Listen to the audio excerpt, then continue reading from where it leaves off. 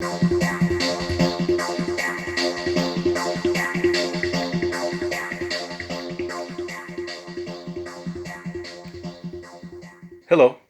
this is the American Report Card, and I'm your host, Terry Burris. Thank you for joining us. Is there a battle brewing between the 45th President, Donald Trump, and Jeff Bezos of Amazon? Jeff Bezos, who also owns the Washington Post, has been very critical of the Trump administration over the last years. Or is it simply that Trump is jealous of Bezos? Big tech companies also seem to have little to no regulations placed upon them. They seem to have some type of a free pass, maybe because they are leading us into the future? Maybe.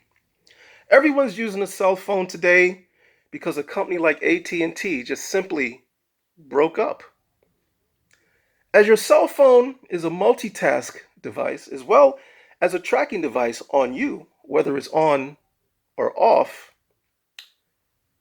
and it is instilled into the very fabric of the American and global way of life today, tech companies by and large are taking us into the future. But what type of future? We can only speculate. But one thing has not changed. Human frailty and stubbornness, especially on the political level, that can destroy the entire world, is still very loud and clear. Capitalism, a marvelous idea that has redesigned the Western world and the global community at large. But despite technological growth, capitalism greed for a few will ultimately destroy the entire planet.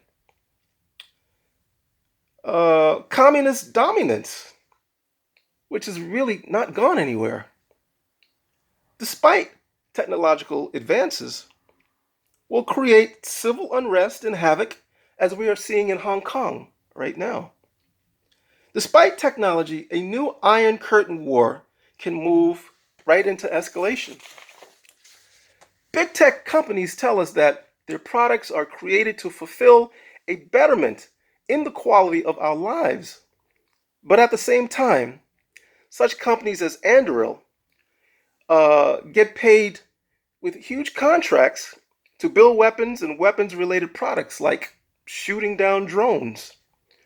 Even well-known companies like Saab and Kawasaki makes its big dollars on selling military weaponized vehicles. So in the long run, it's a speculative future for the world. Given recent times, politicians continue to maintain how their candidate is going to create change in the world.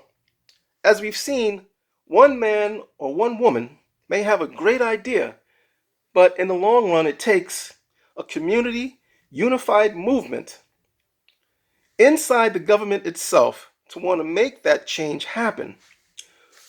Now, such a radical change alters the comfortability of politicians who like certain policies just the way that they are and that they've been for many years.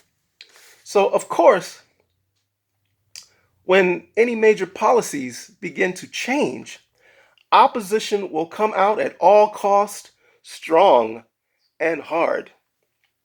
So despite great technologies, be mindful, America and everyone around the world, of who's pushing policy buttons at the end of it all, and will they actually be implemented for the betterment and for the good of mankind and the future of all of humanity.